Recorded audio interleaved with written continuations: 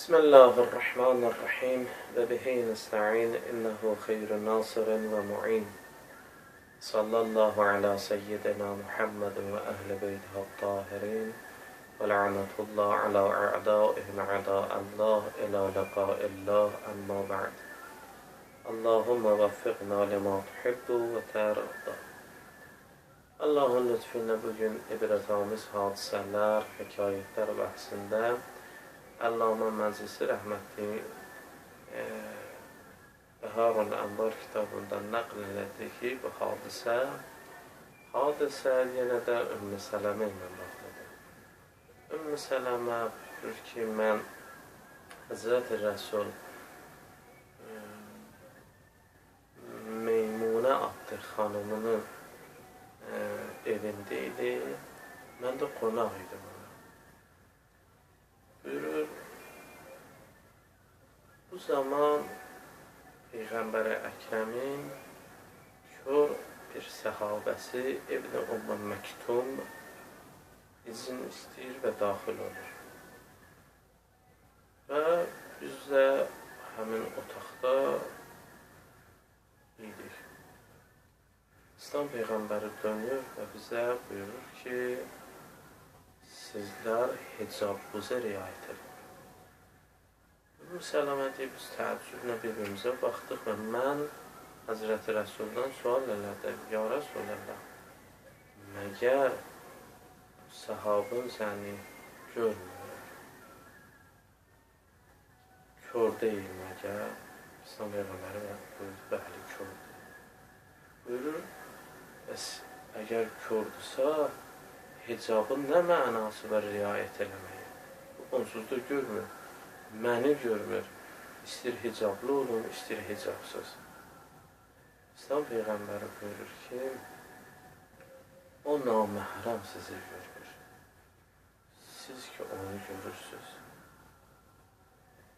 Və sizlər naməhrəm müqabilində istəyir gözü görən olsun, istəyir gözü görməyən vəzifəvizə əməl etməlisiniz. Özünüzlə naməhrəm arasında o pərdəni qorumalısınız. Həya pərdəsini qorumalısınız.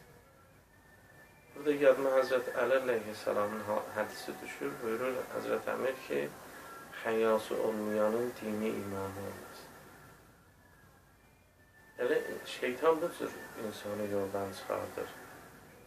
Onun gözü görmür, onun başı çıxmır, o mənə ana-bacı gözü ilə baxır, bu mənə bilim neyinir, mən onun öz anası yerindəyim, mən onun bacısı yerindəyim, mən onun mənim qızı yerindəyim, mən onun nəyi yerindəyim və bu cür deməklə asla hicab adiləşir və cəmiyyət arasında bu sonradan əxlaqi problemlər ki, indi cəmiyyətin ən böyük problemidir, çevrilir, o yaranır. Ona görə nəyin ki, bu hadisədən bu ibrəti götürürük, bizdə yəni gözü görən naməhrəmlər qabağında müsəlman qadını hicabına riayət eləməlidir. Hətta gözü görməyənlərin müqabilində də buna hicabına riayət eləməlidir. Ona görə çox diqqətli olaq. Biz müsəlman qadınları bu barədə çox diqqətli olsunlar. Çünki o hicaba yüngül yanaşmaq, məhrəm-naməhrəm arasındakı o sərhəddi, o həya pərdəsini yüngülləşdirmək və ondan sonra o gələcək problem və müşkillərin qabağında aciz qalması və mümkündür sonradan da günahlara mürtəkib olmasına cəmiyyətdə yol açar. Hətta insan lazımdır, məsələn, üzdə mümkündür, insanın bir halı var ki, insan özünü saxlaya bilməz, üzdə özün mümin kimi göstərər, üzdə özün hicab əhli kimi. Amma özün saxlayanməz, Allah göstərməsin, içində bu ruhi bir düşkünlüyə səbəb olar və səbəb olur gizlində Allah göstərməsin, xəyanətlərə əl atırlar. Ona görə İslam Peyğəmbəri hər bir şeyin qapısını, haramın qapısını müqəddiməsindən bağlayır. Ona görə bu şeylərdə biraz diqqətli olar. Həm adil, gözü görənlərin qabağındakı, namərəmən qabağındakı hicabımıza riayət edir. Müsəlman qadınları burada diqqətli olsun.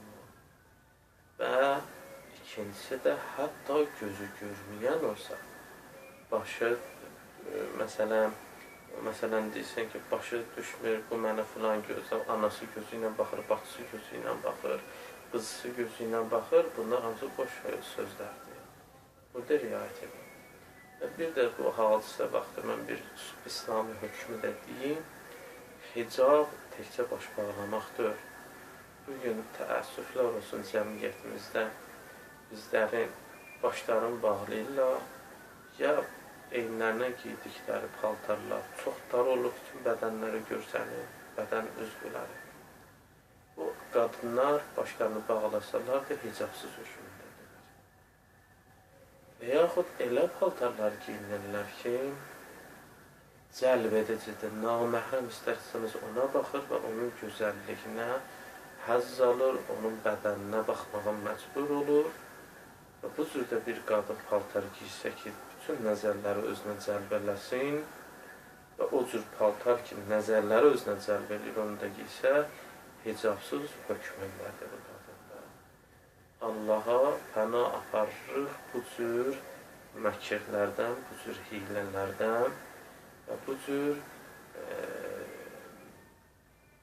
günahlardan. Elə biləm o qədər kifayət edirlər. Bugünkü hadisədən də öz ibrətlərimizi getirib həyatımızda tətbiq eləməyə Allah bizə tövfiq versin. Elhamdülillahi Rabbil alemin. Və sallallahu ala seyyidina Muhammedin və əhl-i beyt-i